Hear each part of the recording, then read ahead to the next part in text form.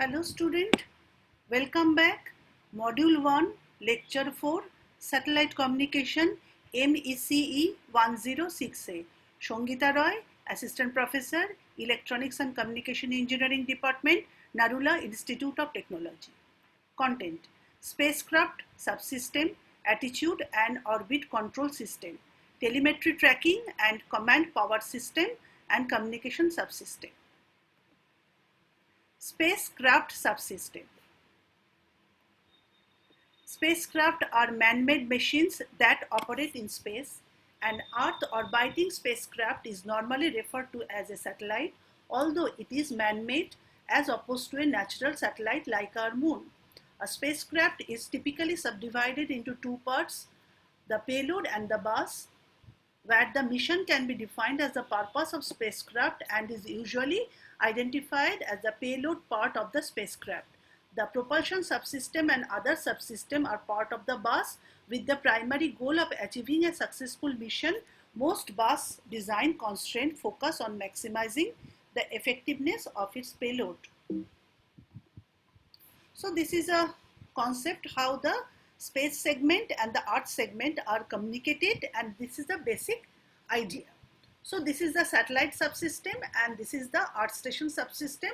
They are communicate with wireless communication. This is the link, it is bidirectional, so one will go from Earth to space satellite and another will from satellite to Earth station, and these are known as communication link, and obviously it is wireless. So a complete satellite consists of several subsystems, and the most important parts are power subsystem, attitude and orbit control system, telemetry tracking command system, communication subsystem. So this is a block diagram. This is the power system, this is attitude and orbit control, this is telemetry and telecontrol, and this is communication subsystem. So this power supply subsystem consists of solar array, battery, power supply control unit. Attitude and orbit control consist of propulsion system, sensor, attitude control, antenna control and orbit control. Telemetry and telecontrol. This is consist of command decoder, telemetry encoder, then command receiver, and this is duplexer from antenna. Communication subsystem, local oscillator, frequency converter, transmitter, receiver, duplexer from antenna. Now though it is antenna section is over there, but antenna, therefore we are just giving a broad classification, not detail of this, because antenna can be required in all the segments. Power supply, solar cell, battery, power supply control unit. Electrical power requirements for communication satellite have increased considerably during last 20 years. Now depending on the weight from 2000 kg to 5000 kg, this power requirement will vary. A large number of transponders can now be accommodated on a single spacecraft, thus multiplying its communication capacity several fold, and at the same time electrical requirement also increases. For geosystem, the introduction of hybrid satellite in which 6.4 GHz and 10.14 GHz are utilized for communication services have increased the electrical power requirement from 1 kilowatt to 15 kilowatt. So you can find remarkable change has occurred for the consumption of electrical power, and thus as the consumption increases, the size and every installation increases. The number of transponders per spacecraft have more than doubled in this period, from 40 to 50 transponders in commonplace at present, and power amplifiers for each transponder have increased from 10 to 20 watts to as much 60 to 100 watts for transmission power. The emerging 30-20 GHz satellite system that intend to use very small earth station antenna will place increasing burden on the satellite power system. The power requirement on non-geo satellite system are generally lower per satellite due to shorter transmission, and this can vary from 0.5 kilowatt to 3 kilowatt big LEOs per spacecraft. Large satellite constellation could demand over 1 megawatt of electrical power. The satellite power supply components are subdivided to dynamic and environmental constraint and those described in the previous section. Low mass, long life and reliability are major important since the system must function satisfactorily in space for 10 to 15 years without being serviced. Therefore, whenever a satellite is put in the orbit, it is assumed that it will be there for 10 to 15 years. According to all the equipment are designed. Solar cell is a metallurgical junction between two dissimilar semiconductor materials. Solar cells are photovoltaic cells that convert solar radiation into electricity and then it is converted to the required voltage level in a power supply. The conversion efficiency of solar cell is around 12% to 15% and typical satellite solar cells generate 1 to 2 kilowatt of power. Possible structure of solar cell that can be used for fabrication: 1 PN homojunction, 2 PN heterojunction or random or 2 junction pin structure, metal semiconductor or Schottky junction, metal insulator semiconductor MIS junction. Silicon homo PN junction solar cell are popular because abundant, high stability, low cost, simple to fabricate. Again, I am repeating, silicon homo PN junction are popular because of abundancy, high stability, low cost, simple to fabricate. Attitude or orbit control system. Attitude and orbit control subsystem consist of rocket motors which are capable of placing the satellite into the right orbit whenever it is deviated from the respective orbit. AOC subsystem is helpful in order to make the antennas which are of narrow beam type points towards Earth. We can make this AOC subsystem into two parts: attitude control subsystem, orbit control subsystem. Attitude control subsystem takes care of orientation of satellite in its respective orbit. Following are two methods to make the satellite that is present in the orbit: spinning the satellite 3-axis method.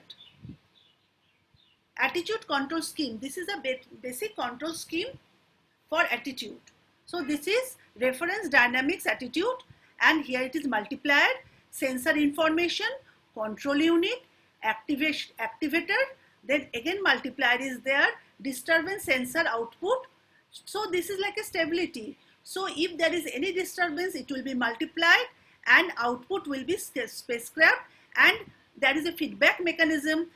If there is any disturbance, that will be, if it is increased, then the feedback will decrease the total. If it is decreased about the reference, then it will be nullified again. So as the disturbance changes, this feedback mechanism nullifies and spacecraft output gets the required attitude control. Spinning the satellite. In this method, the body of the satellite rotates around its spin axis. In general, it can be rotated at 30 to 100 rpm in order to produce a force which is of gyroscopic type. Due to this, the spin axis gets stabilized and satellite will point in the same direction. Satellites are of this type are called spinars. Spinars contains a drum which is of cylindrical type. This drum is covered with solar cells. Power systems and rockets are present in this drum. Communication subsystem is placed on the top of the drum and electronic motor drives the communication system. The direction of this motor will be opposite to the rotation of the satellite body so that the antenna points towards the Earth. The satellites which perform this kind of operation are called as D-spin. During launching phase, the satellite spins when the small radial gas jets are operated. After this, the D-spin system operates in order to make the TTCM subsystem antennas point towards Earth station. Three-axis method. In this method, we can stabilize the satellite by using one or more momentum wheels. This method is called the three-axis method. The advantage of this method is that the orientation of the satellite in three axes will be controlled and no need of rotating satellite's main body. In this method, the following three axes are considered as roll axis is considered in the direction in which the satellite moves in the orbital plane. Yaw axis is considered in the direction towards Earth. Pitch axis is considered in the direction which is perpendicular to the orbital plane. So this is the figure.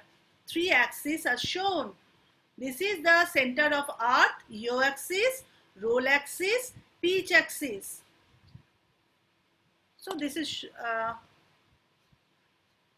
the first gas jet will be operated for some period of time when there is a requirement of satellite motion in a particular x-axis direction. The second gas jet will be operated for the same period of time when the satellite reaches to the desired position. So the second gas jet will stop the motion of the satellite in this axis direction. Orbit control subsystem.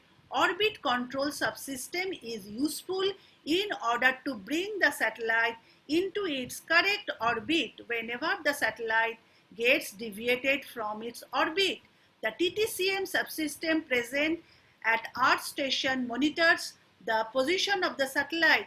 If there is any change in satellite orbit, then it sends a signal regarding the correction orbital control system. Then it will resolve the issue by bringing the satellite in correct orbit. In this way, the AOC subsystem takes care of the satellite position in the right orbit and at right attitude during entire lifespan of the satellite in space. Telemetry tracking and command power system. So this is the block diagram of telemetry tracking and command power system. So this is the satellite and this is computer for attitude and orbit control, controller, telecommand, transmitter, tracking system, telemetry subsystem, data processor.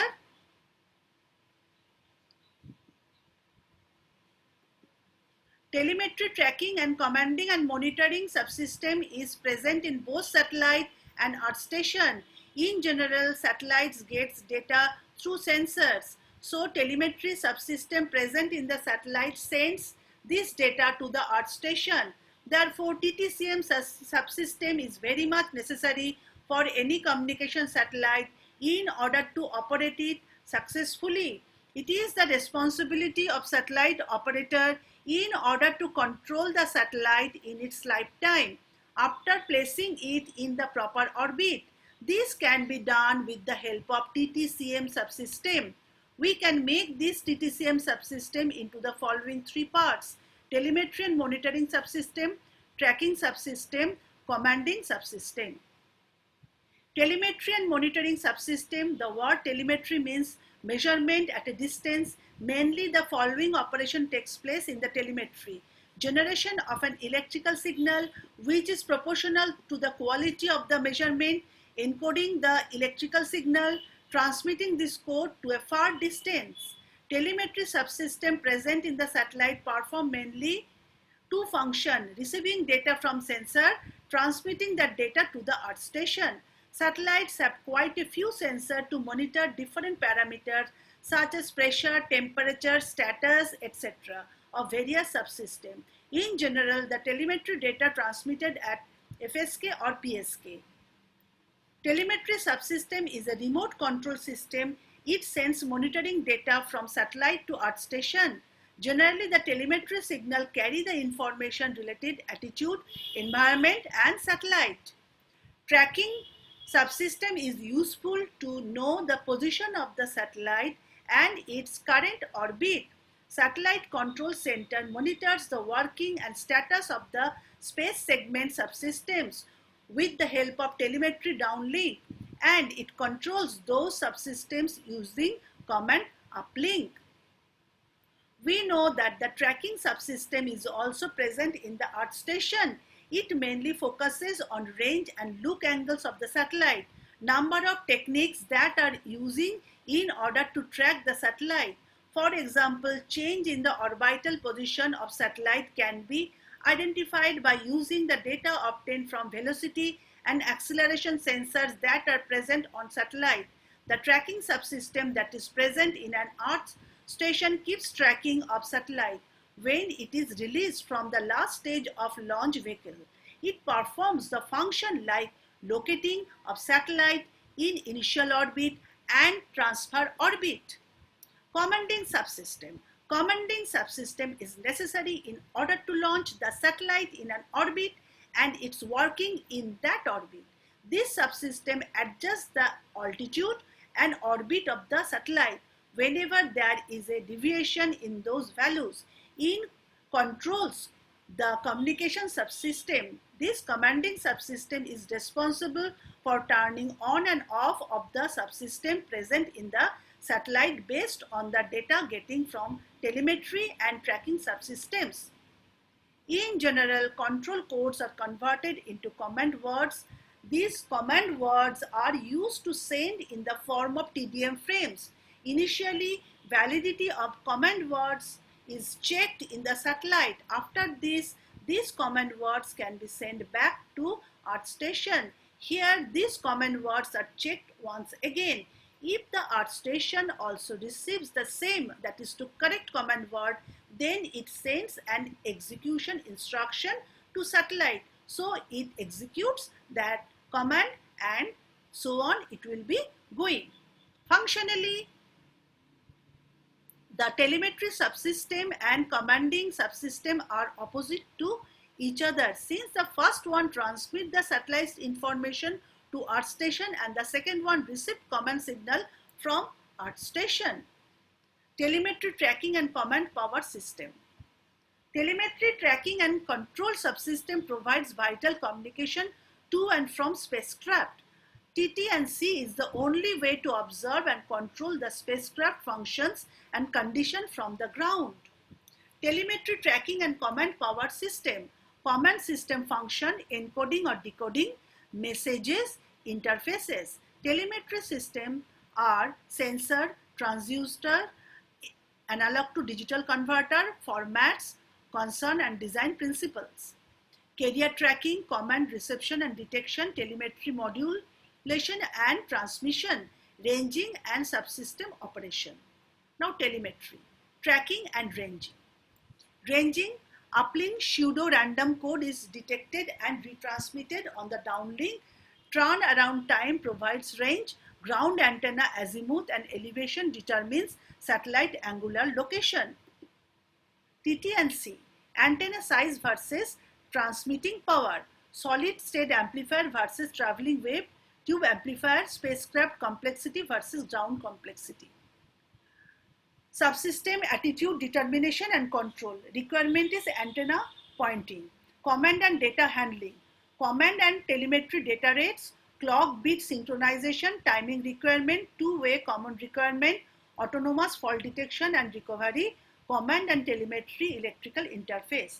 Electrical power subsystem, distribution requirements, thermal and structure subsystem, heat sinks for TWTS, heat dissipation of all active boxes, location of TT and C subsystem electronics, clear field of view and movement for all antennas.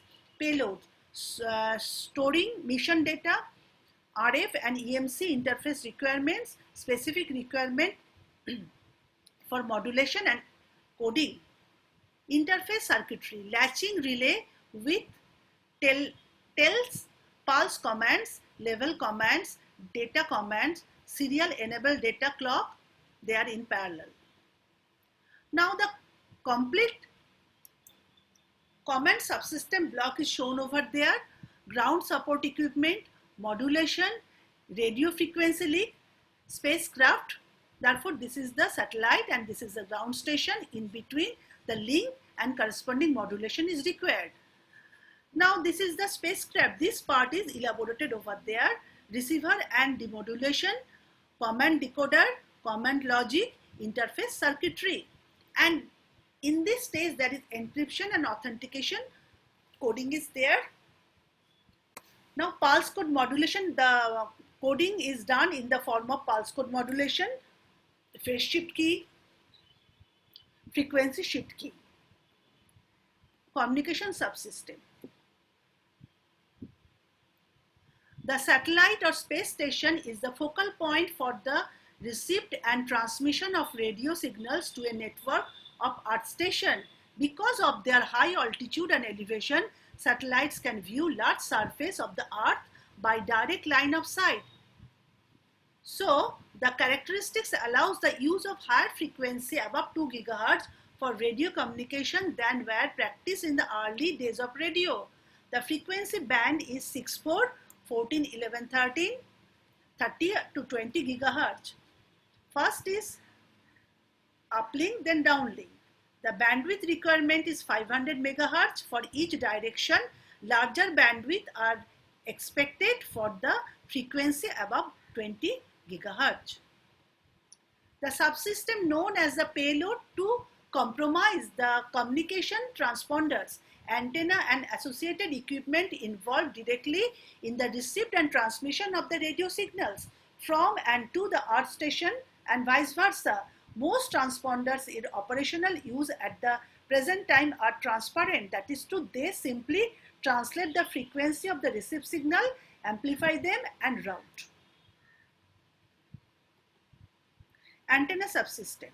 The satellite antenna design depends upon the objective of the communication service and the type of spacecraft to be employed. Important considerations include the orbit, attitude and station keeping, control method, radio frequencies and bandwidth, service area or footprint, spacecraft structure, launch vehicle capabilities and user terminal characteristics. As the industry developed, the need for efficient utilization of the orbit and radio spectrum utilized in antennas with cross polarization and beam discrimination properties that to achieve frequency reuse. This introduces additional problem for antenna design, since the size of the antenna is an inverse function of the size of the beam. By exhibiting considerable innovation techniques such as the use of multiple feeds for single parabolic antenna, beam has been shaped to convert many geometrical complex service areas. In conjunction with the solar panels, the design of high gain antennas for the principal communication services usually dictates the spacecraft design. Since each frequency band requires a receive and a transmit antenna, satellite using multiple frequency band increase the structure and logistic requirements of the spacecraft. If the uplink and downlink frequency are relatively close, that is to 64 and 1112 in the case, the same antenna can be used for both the services of transmitter and receiver. Duplexer is used to separate the signal. In some designs in which the linear cross polarization is used, superimposed reflector provides a compact antenna system that occupies the space of a single reflector. During the launch phase and spacecraft orientation produces, special omnidirectional antennas are needed for telemetry, command and ringing operation. Bicone antennas with annular shaped beams are usually used for spacecraft spin cycle. When stability is required for the spacecraft prior to the perigee and apogee motor firings, once on station, the telemetry or command functions are transferred to the high gain communication antennas.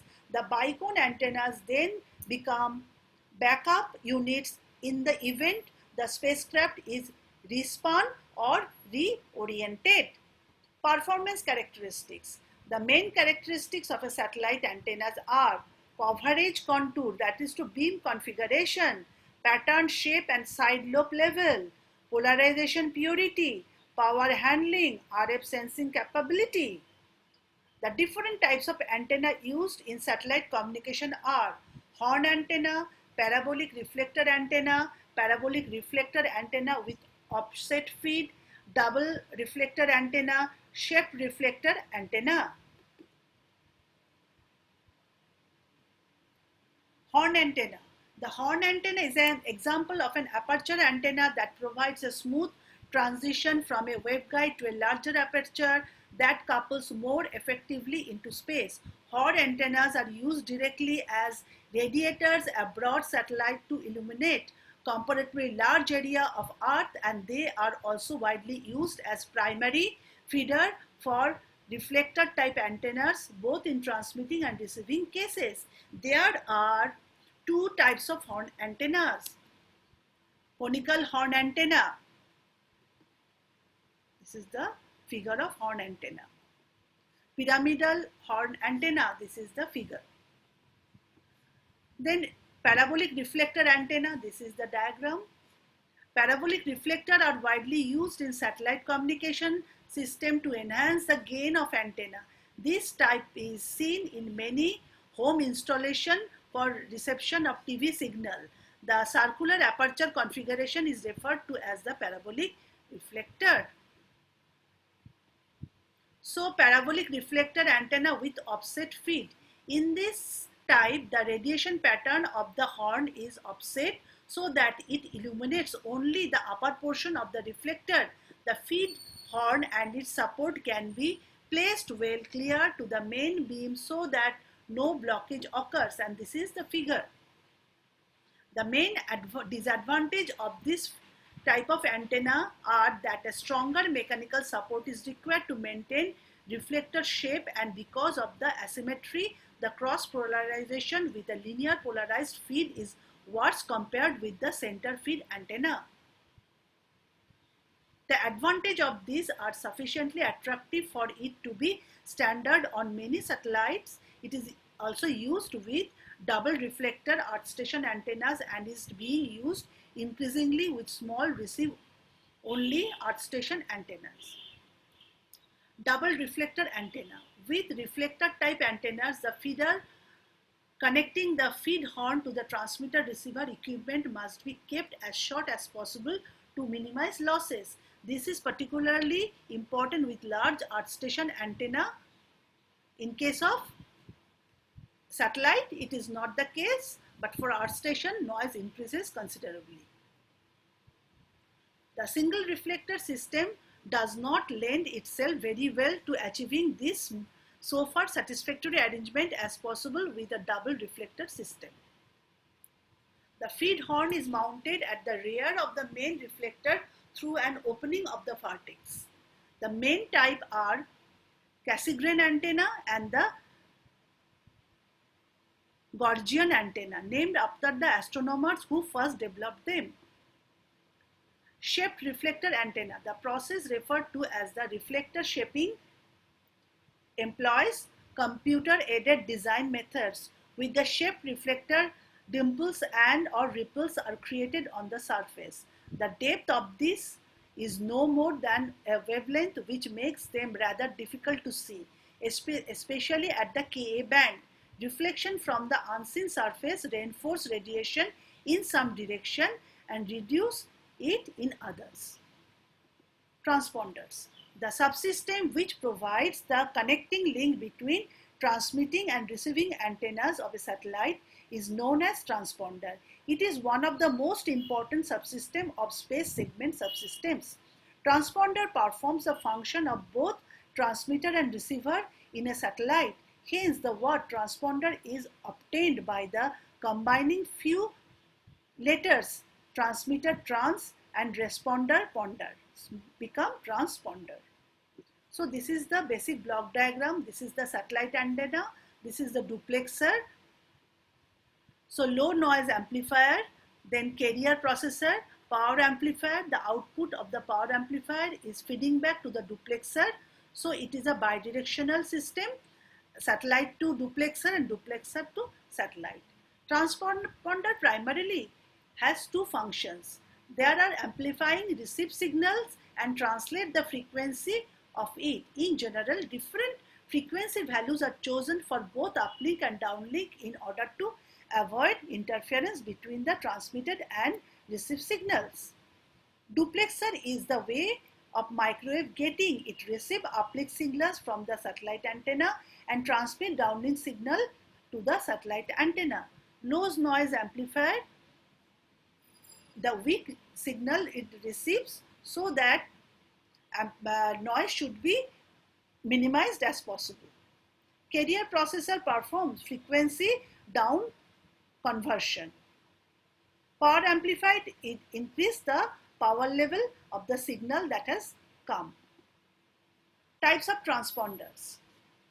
Bent pipe transponder, regenerative transponder. Bent pipe transponders are bent pipe transponder receive microwave frequency signal. It converts the frequency of the input signal to RF frequency and then amplifies it. Bent pipe transponder is also called a repeater and conventional transponder. It is suitable for both analog and digital signals. Regenerative transponders. Regenerative transponders perform the function or bent pipe transponder, frequency translation and amplification. In general, to these two functions, regenerative transponder also performs the demodulation of RF carrier to baseband regeneration of signals and modulation. Regenerative transponder is also called a processing transponder. It is suitable for digital signals. The main advantages of regenerative transponders: improvement in signal to noise ratio SNR and have more flexibility in implementation. Now, communication subsystem. Primary goal of communication subsystem is to provide a link to relay data findings and send command to and from the cube satellite or whatever the satellite it is using. The communication subsystem on the transmission side consists of equipment for converting baseband signal to radio frequency carriers for amplification. Conversely, on the reception side, it converts the carrier at the output of the low noise amplifier to the baseband signal. The baseband signal may be either analog or a digital signal.